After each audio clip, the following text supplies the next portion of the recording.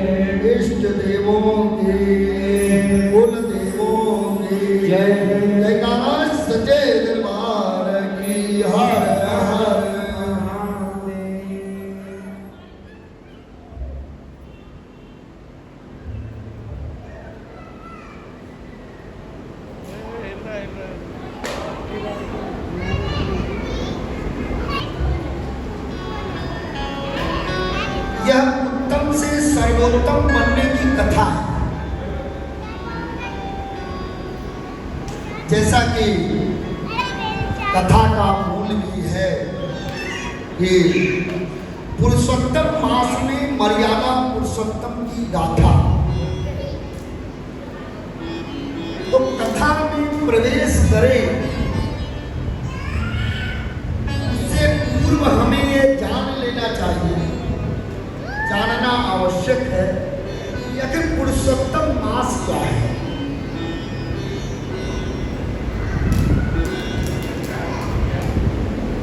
सनातन धर्म में हमारे यहाँ तिथियों का निर्धारण दो तरीके से किया जाता है। ये कह सकते हैं कि दो प्रकार के महीनों की गणना की जाती है।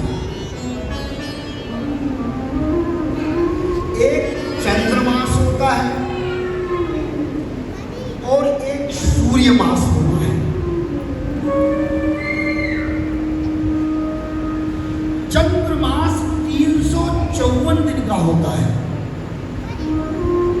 चंद्रमास का जो वर्ष है, साल है, वो 354 दिन का होता है। और सूर्य मास का जो वर्ष है वो 365 दिन का होता है। जो व्यवहार जगत में हम लोग 365 दिन के मास वर्ष को ही हम गिनते हैं। वस्तुतः शास्त्र में 2 प्रकार के वर्ष होते हैं, एक चंद्रमास और एक सूर्यमास। तो चंद्रमास 354 दिन का होता है और सूर्यमास 365 दिन का होता है। तो एक दिन का भेद होता है, लेकिन चंद्रमास के हिसाब से 11 दिन बच जाता है। वो 11 दिन वस्तुतः तो 12 बचता है, लेकिन 11 और कुछ घंटे जोड़े जाते हैं। तो वो जो 11 दिन होता है वो तीसरे साल 1 माह का हो जाता है। वो जो 11 दिन इकट्ठा होकर के तीसरे साल जब पहुंचता है तो वो 30 दिन के आसपास का निकलता है, जिसको व्यवहार जगत में हमारे यहाँ अधिक मास बोला जाता है। मलमास भी बोला जाता है, क्योंकि बचा हुआ, वो बचा हुआ है, सबसे थोड़ा थोड़ा इकट्ठा करके ऐसे बोला गया, वो तो है। तो और इसको पुरुषोत्तम मास, जो अधिक मास मलमास जो है, पुरुषोत्तम मास बनने के लिए, जैसा कि हमने पूर्व के कथा में हमने चर्चा की थी कि हमारा जो शरीर है ये 5 तत्वों से मिलकर बना हुआ है। छिद जल पावक गगन समीरा, 5 तत्व मिल बना शरीरा। कुछ लोग अधम शरीरा बोलते हैं। तो जैसे ये 5 देव परमात्मा से शिकायत करते हैं कि मैं इनको बनाता हूं, और ये हमको अधम बोलते हैं, उसी प्रकार से ये जो अधिक मास है, जब इसको मलमास की संज्ञा दी गई तो ये नारायण के पास पहुंचे। बोले प्रभु इसमें मेरा क्या दोष है? अगर मुझे 3 साल में इकट्ठा करके बनाया गया है तो मेरा क्या दोष है? तब नारायण ने बोला था कि बोले इस महीने में कोई पूजा नहीं होता, किसी के घर में कोई शुभ काम नहीं होता, सारा बंद है, हम क्या करें? मेरा दोष क्या है? हमको तो उपेक्षित छोड़ दिया गया है, हमारा कोई मान नहीं है, मेरा नाम लेना भी लोग अपराध मानते हैं। तब नारायण ने अहेतु कृपा की, बोला ये इस मास को अब मेरे नाम से जाना जाएगा। और ये जो बोला था वो पुरी में बोला था, जगन्नाथपुरी। यही कारण है कि जगन्नाथपुरी का एक नाम पुरुषोत्तम क्षेत्र भी बोला जाता है। पुरुषोत्तम क्षेत्र अगर आप कहीं भी बोलेंगे, पुरी तो बाद में आया है, पहले इसका नाम पुरुषोत्तम क्षेत्र ही था। तो यह पुरुषोत्तम मास है, नारायण का महीना है। महर्षियों, ऋषियों और धर्मज्ञों का यह मानना है कि यदि हम पूरे वर्ष में अपने दिनचर्या के तहत आंशिक पूजा करते हैं और मात्र इस 1 महीने में हम संपूर्णता के साथ पूजा करें तो पूरे 3 वर्ष के पूजा का संपूर्ण फल मिल जाएगा। और नारायण ने क्या किया, कोई बहाना भी हमारे सामने नहीं दिया। हमें बेटे की शादी करनी है, हमें मकान बनाना है, हमें नई चीजें खरीदनी है, हमें ये करना है, हमें वो करना है। भगवान ने कहा सब बंद है, क्या करना है, सिर्फ एक काम करना है, वो हमारा ध्यान हो। और वैसे भी कहा जाता है कलयुग के बारे में, ये कर्म का युग है। कलयुग केवल नाम अधारा, सुमिर सुमिर नर उतरहि पारा। ये नाम जाप का युग है। आज हम अपनों में उलझने के बाद या अपने में उलझने के बाद व्यवहार बोलते कलयुग है, लेकिन अगर तीनों युग, चारों युगों को देखें तो सबसे सरल युग है और सबसे सरलता के साथ परमात्मा के सामीप्य का आभास हो जाता है, वो कलयुग है।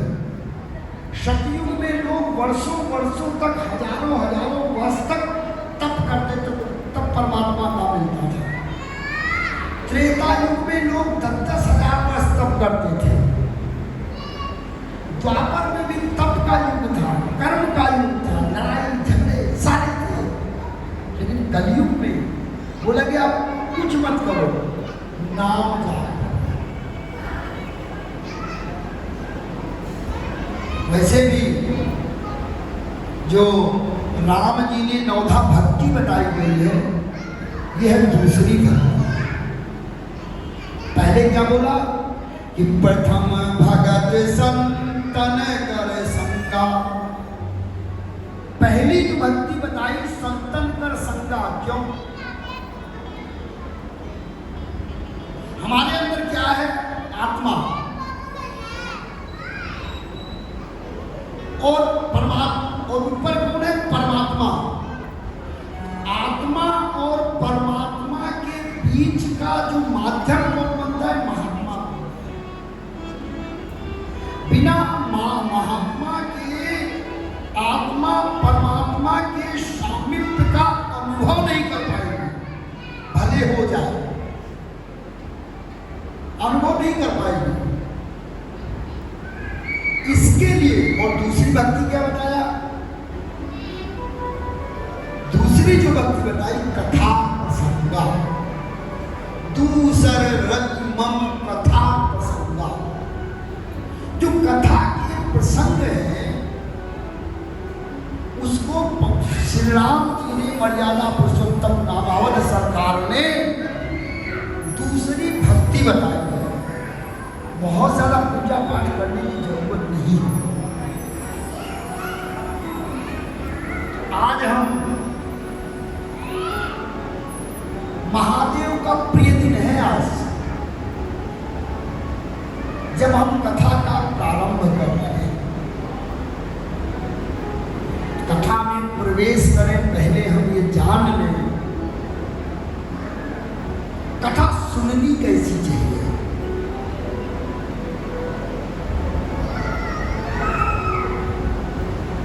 इसके लिए कुछ मर्यादाएं बताई गई, नियम बताए गए हैं। क्योंकि अगर हम मर्यादा में रह करके नहीं करेंगे तो हमारे व्यवहार में अमर्यादित आचरण होने के साथ ही हम पंथ से विमुक्त हो गए।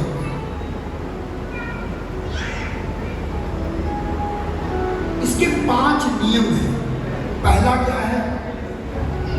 भरोसा। आप परमात्मा का सानिध्य या उसकी अनुभूति तभी पा सकते हो जब आपको भरोसा हो।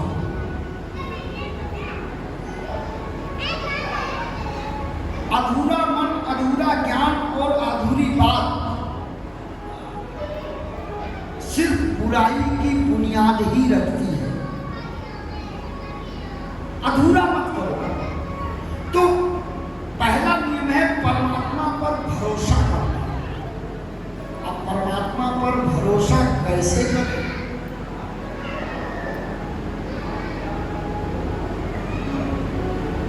अभी एक चर्चा में हमने इसे सामान्य रूप से बोल दिया था कि पूजा से भगवान नहीं मिलते। यदि पूजा से भगवान मिलते तो हर मंदिर के पुजारी के यहाँ खाना बनाने के लिए भगवान भी आ जाते। जो एक विग्रह है, हम उससे कितना काम करवा लेते हैं।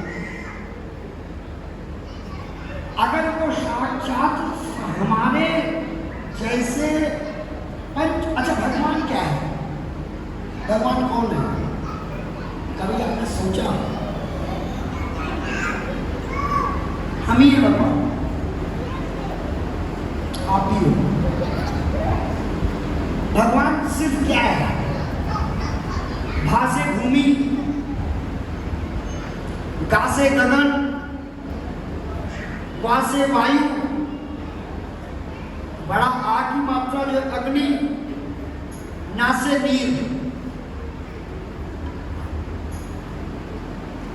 हम भी 5 से बने हैं।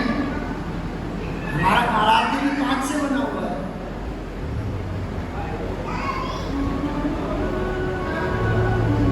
वो इसलिए इस बना हुआ है कि हम उसको अपना समझें। क्योंकि जो ईश्वरता से प्रकट होता है वो ईश्वर होता है। ईश्वरता से कौन प्रकट होता है? रोड पे जा रहे हैं, पीपल का पेड़ है, उसको हमने मान लिया देव।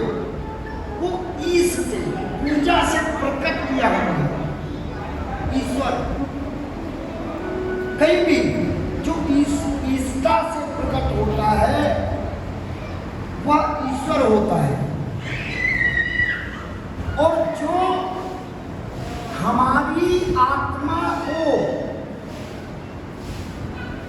कंट्रोल करता है, क्या बोल दीजिए, जो हमारी आत्मा का संपूर्ण योग आधार का मूल है, वो कौन है? परमात्मा। आप ये बताइए कि जब परमात्मा का अंश ही हमारे अंदर है तो हम ढूंढ किसको रहे हैं? हम उसी को ठीक करें ना, उसी को मान लेना कि यही परमात्मा है। क्योंकि पंडित जी का बेटा पंडित होता है, उसको प्रणाम लोग करते हैं और उन्हीं के समान आदर भी करते हैं।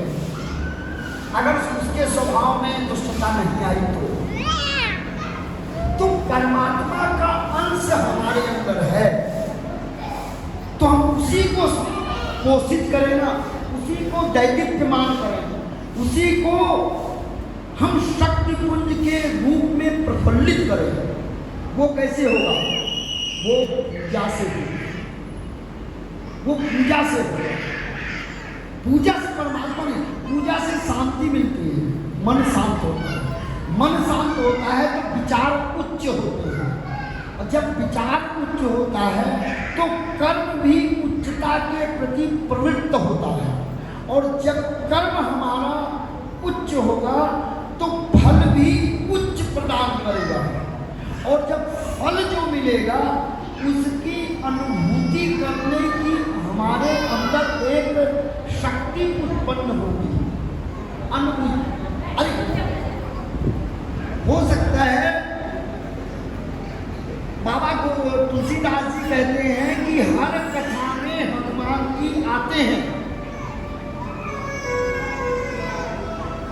पिछली कथा में भी हमने चर्चा किया था कि जब जो 90 के दशक के लोग होंगे उन्हें पता होगा कि पहले शौच के लिए लोग लोटा लेकर जाते थे। लोटा खेत नाले या यहाँ भी जाना होता था, जाते थे। तो काशी तुलसी बाबा रोज जाते थे और जो बचा हुआ जल होता था वो एक पीपल के पेड़ पर चढ़ा दिया करते थे। समय के साथ एक दिन हुआ, प्रेतराज ने, जो उस पर प्रेतराज थे, वो प्रकट हुए। बोले मुझे आपने, ब्राह्मण हैं और नियम से बंधे हुए ब्राह्मण हैं, तो आपके कारण हमको मुक्ति मिल गई, आप मांगो क्या चाहिए। तो बाबा ने बोला हमें राम जी से मिला दो। बोले मैं राम जी से तो नहीं मिला सकता, हनुमान जी से मिला दूंगा। बोले कहाँ मिलेंगे। बोले जो कथा में सबसे प्रथम आता हो और सबसे लास्ट तक बैठता हो वो हनुमान जी हो। तो हमें पता ही नहीं होता कि जो हमारे से मिल रहा है देव है, गनुज है, मनुज है, हमारा अपना है, हमें मालूम ही नहीं होता कौन है, अनुभव नहीं। तो वो जो अनुभव की शक्ति है वो जो मिलती है पूजा से, पाखंड से नहीं। धर्मांध व्यक्ति अपने और अपने अपनों के साथ ही समाज के लिए भी अभिशाप होता है, श्राप होता है वो व्यक्ति। धर्मज्ञ खुद के लिए और समाज और राष्ट्र की उन्नति का कारक बनता है। तो धर्मज्ञ और धर्मांध के बीच की जो एक लाइन खींचने का काम करती है वो पूजा करती है। धार्मिक बनो, धर्मांध नहीं। तो पहला नियम क्या है, भरोसा। मेरे अंदर आत्मा है और जो परम आत्मा है उसी का अंश है। तो अगर वो बैठा हुआ है मेरे अंदर तो मेरे से कुछ भी गलत नहीं होगा। दूसरा नियम क्या है, हमेशा ललक बनाए रखना। ललक क्या होती है,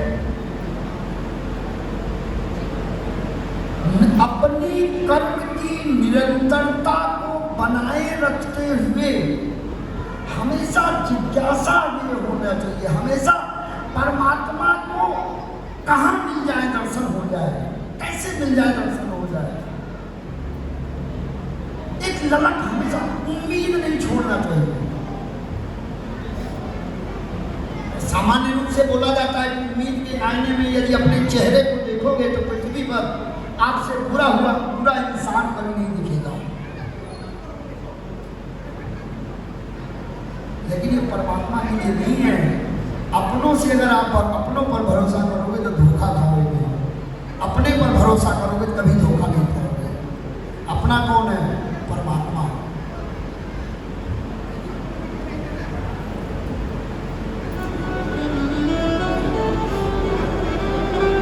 तीसरा नियम क्या है, तीसरा नियम है जिसको छोड़ने में बड़ी कठिनाई होती है,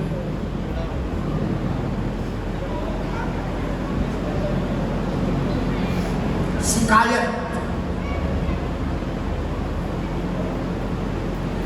शिकायत की वस्तुता क्या है ना, अपने अंदर के खालीपन का अद्भुत प्रदर्शन है, बस अद्भुत प्रदर्शन है।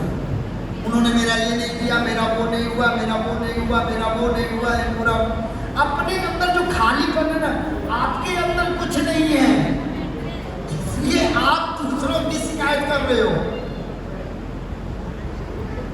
अब अपने यहाँ बोला जाता है ना, अधजल गगरी छलकत जाए। आधा गिलास पानी लेकर के दौड़ोगे तो ज्यादा गिरेगा, भरा हुआ गिलास लेकर के दौड़ोगे। शिकायत सिर्फ अपने खालीपन का अद्भुत विलक्षण प्रदर्शन जो करती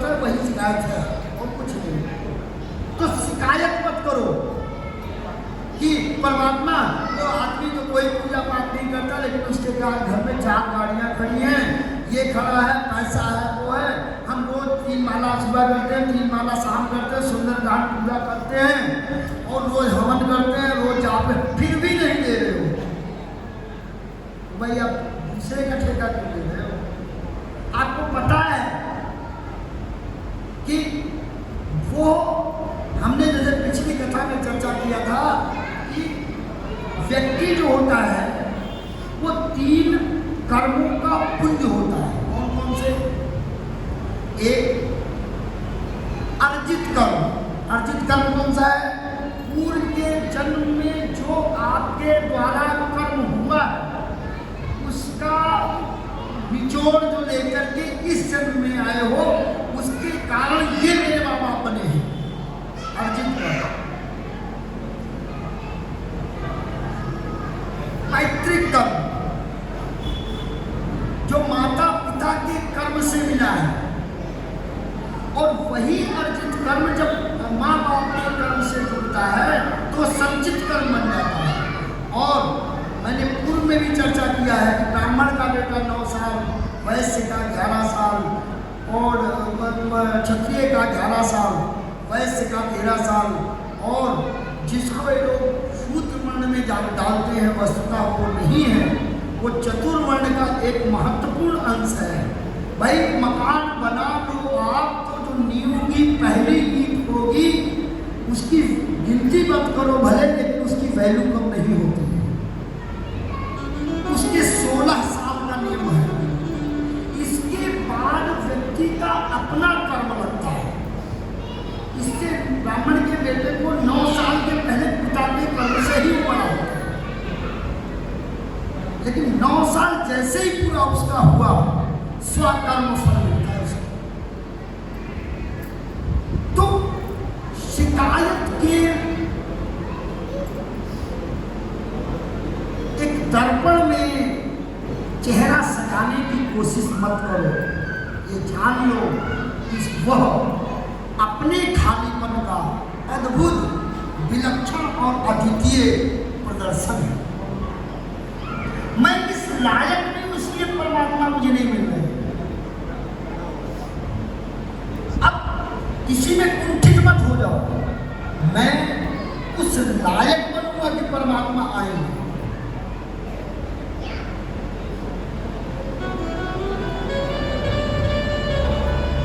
अब तीसरा जो चौथा जो महत्वपूर्ण नियम है,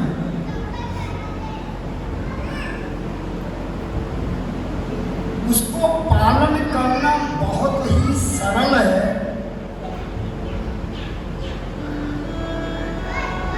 लेकिन अपने स्वभाव की अनभिज्ञता के कारण हम अपने स्वभाव, हम जानने चल रहे हैं राम जी को, हम खुद को ही नहीं जानते। अपने स्वभाव की अनभिज्ञता के कारण हम भूल जाते हैं कि हम कर क्या रहे हैं। चौथा नियम क्या है? मौन। सुनने की क्षमता। जितना आप, अरे एक बाल्टी में पानी रख दो आप, और उस बाल्टी से एक एक चम्मच निकालते जाओ जल्दी जल्दी, तो क्या बाल्टी भरेगी? मत निकालो ना,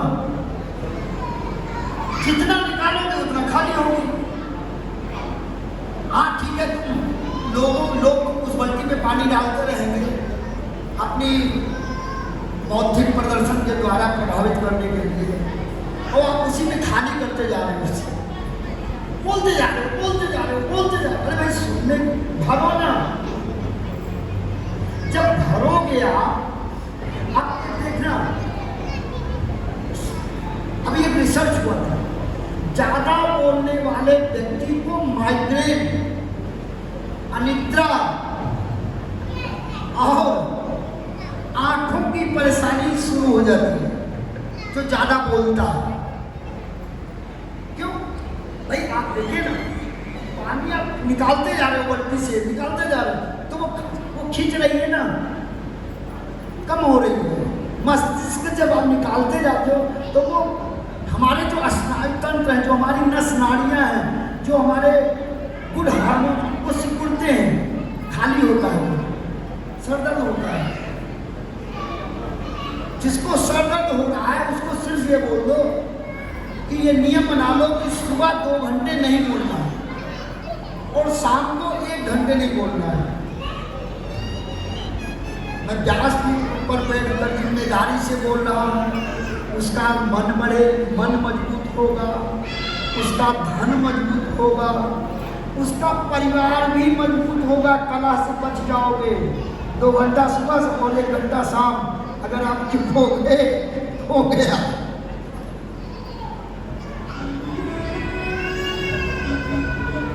मौन तो कथा सुनने की सबसे चौथी जो नियम है वो क्या है? मौन। सुनने वाला ही अधिक बोल सकता है, जो अधिक बोलता है वो बोलता नहीं है, वो कुछ भी बोलता है, कुछ भी बोलता है। कभी भी देखना क्या बोलने वाला उसको पता है यार, मुझे नहीं लगा था मैंने बोला ये बात, क्योंकि वो इतना बोल चुका होता याद ही नहीं क्या बोला। मौन। 5वीं और अंतिम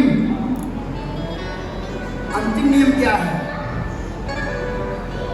हमें रामदेव जी बोलते हैं अखंड प्रचंड पुरुषार्थ और विकल्प रहित संकल्प। 5वां नियम है संकल्प।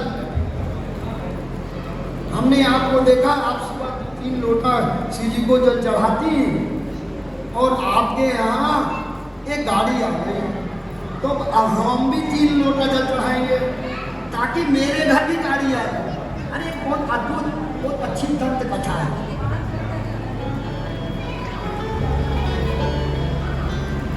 एक विप्रदेव ब्राह्मण देवता एक गांव में गए, और कब गए? जेठ के महीने में। जेठ जानते क्या है?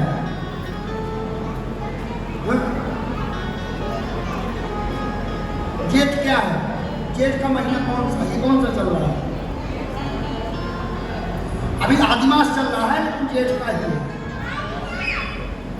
तो वो एक गांव में गए, बाप बेटे द्वार पे खड़े थे, और गुरु जी को जब देखा तो वो आत्मघोर हो गए और दौड़े दौड़े गए, उनके सामने बाप बेटे लेट गए।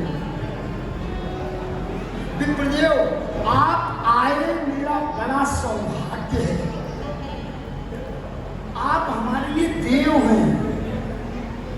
और उनको लाके 10 बाल्टी पानी से नहलाया। बोले पंडित जी आप अपना कपड़ा निकालो, हम नहलाते हैं। नहलाया, विप्रदेव खुश हो गए, अद्भुत। मालिश किया और अद्भुत व्यंजन खिलाया, रात में भी खिलाया, आम दबाया, सुबह भी खिलाया। तो ब्राह्मण देवता इतने प्रसन्न हुए, बोले बच्चा तुमने जिस मन से शुद्धता से हमारी सेवा की है, तुम्हारे जीवन की समस्त व्याधियां,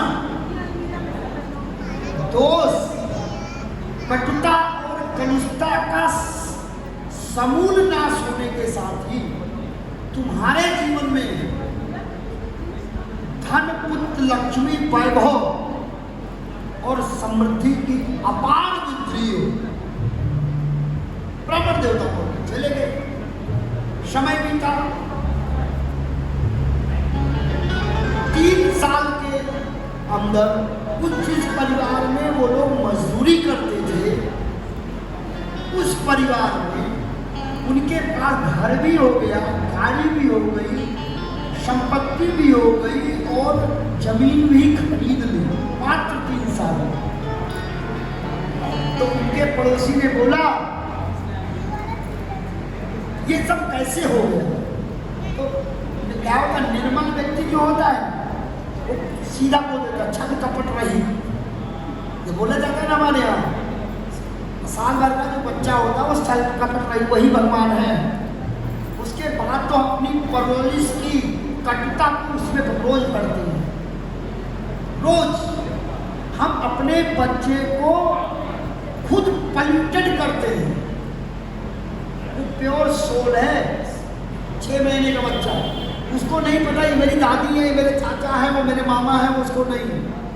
चाची बुलाई मत जाना, वो अंकल के साथ मत जाया करना। हाँ, आज के व्यवहार में जरूरी भी है, लेकिन हम पल्यूटेड अपने बच्चों को हम खुद करते हैं। उनको ऊंच नीच, भय को सारी चीजें हम बताते हैं। तो उस 1 वर्ष के बच्चे के समान निर्मल भाव से उन पिता पुत्र ने अपने पड़ोसी को बताया। हमारे यहाँ पंडित जी आए थे, हमने उनको 10 बाल्टी पानी से नहलाया, उनको तेल लगाया, उनको खाना दिया, उनको रात में खाना देने के बाद उनकी मालिश किया, उनको मैंने बाहर रात में सुलाया और पंखा लगा के सुलाया, सुबह खाना खिलाया, 1 कटोरी घी दिया था, दही दिया था, पूड़ी खिलाई थी। इससे ब्राह्मण देवता प्रसन्न हो गए और उन्होंने हमको आशीर्वाद दिया। ठीक है, हमारे गुरु जी आएंगे, हम यही सब करेंगे। उनके गुरु जी भी आए,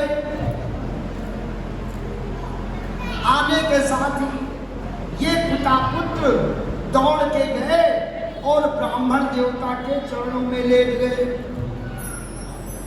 और लेटने के साथ ही खड़े हुए बोले, पंडित जी अपना कंबल आप उतारो। कंबल उतारा, 10 बाल्टी पानी उनके ऊपर डाल दिया, ठंडा ठंडा।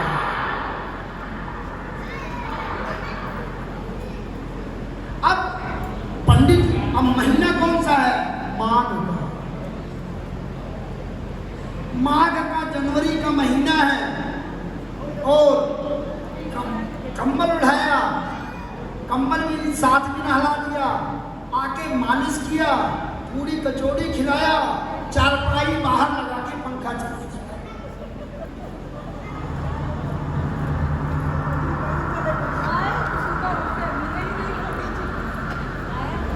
सुबह तक पंडित जी ठंडे हो गए। तो हम अगर कर रहे हैं तो उन पड़ोसी की तरह ना करें। हम जान लें कि किस परिस्थिति में कौन सा कार्य शुभ है। हम पहले क्या करते हैं? मान लेते हैं, फिर जानने का प्रयास करते हैं। सिद्ध करें कर लो, पहले जान लो, फिर मानने का प्रयास करो। आधे जीवन का आधा कलुषता और कटुता दूर हो जाएगी। तो हमें उन पड़ोसी की तरह नहीं बनना है। पंडित जी ने बोला था तो 3 लड्डू में 7 लौंग लगा करके पीपल के नीचे रख करके उसके बीच में घी का दीपक जलाने से हमारे जितने जीवन की दुश्मन है वो सब खत्म हो जाएंगे। अरे भैया, आप खुद ही दुश्मन हो, 3 लड्डू मुझे जला रहे, पूछ तो लो। तो पहले जानो, और जानने का माध्यम क्या है? कथा, विद्वत महात्माओं का सानिध्य।